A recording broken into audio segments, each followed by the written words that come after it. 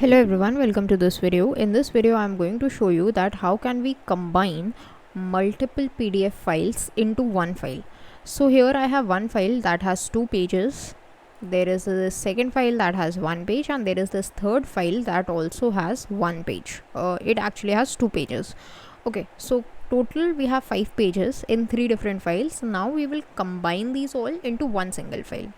So for this purpose we would be using an online tool called ilovepdf.com/merge pdf. In case you're not able to find this link directly, you can simply google I love pdf merge pdf.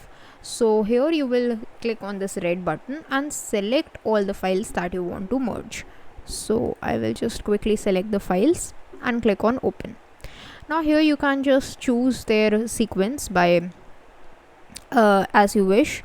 Once you have selected the sequence and you are happy with it, you can simply click on merge pdf, and then you would be able to download the merged pdf file that has all of these pdf files merged. So if you just open it up, you will see that these files are all merged together. That's it for this video. Thanks for watching.